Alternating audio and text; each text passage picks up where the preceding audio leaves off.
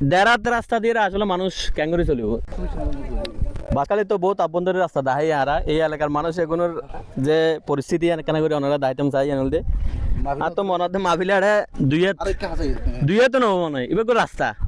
1 নম্বর ওয়ার্ডের ম্যাক্সিমাম মানুষ কিন্তু এই রাস্তা দিয়ে আড়ে এবং প্রধান সড়কত যায় প্রধান সড়কত গাড়ি লয়ে যাবো ওইলে হন পরিস্থিতি তো নাই আড়ে মানুষ আসলে নর্মালি আড়ে যাবে অনেক সুযোগ নেই বৃষ্টি নপর বলে আর আইতার গিয়ে আড়ে দেরাত রাস্তা দিয়ে আসলে মানুষ ক্যাঙ্গুরি চলিব ইয়ানে কান জলকদের হার আমরা বেকুনি জানুন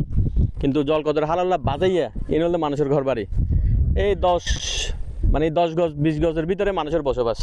তো এই মানুষের আরোগ্য মুরব্বী কিছুক্ষণ আগে হদ্দা আসলে হিন্দি লাস্ট লই যাবারও সুযোগ নাই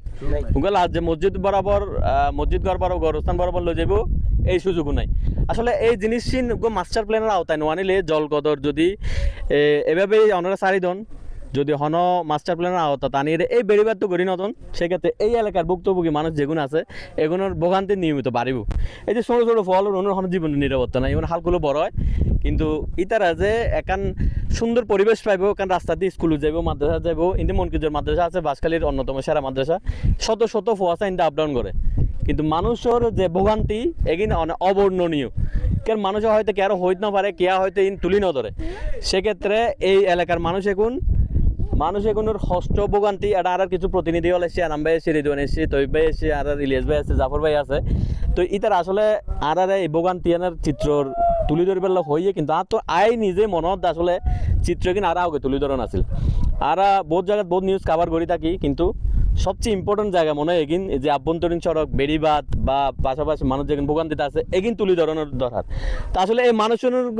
হতায় আর হইতাম না যায় কিন্তু মানুষজন যে হস্ত আছে শীত গ্রীষ্ম বর্ষা এই পরিবেশ চেঞ্জ নড়ে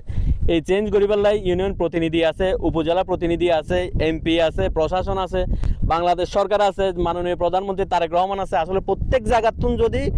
এই কিন্তু তদারকির ভিত্তিতে প্রায়োরিটি বেসিসে যদি ঠিক করা হয় মানুষ এখন আজীবনে হস্ত থাকবে আশা করি এই হস্তকিন আশা করি দিই আর এই পরিবর্তিত সময় নেই যে পরিবর্তিত বাংলাদেশত নেই যে এই হস্তকিন মানুষের দ্রুত সময়ের মধ্যে শেষ হবে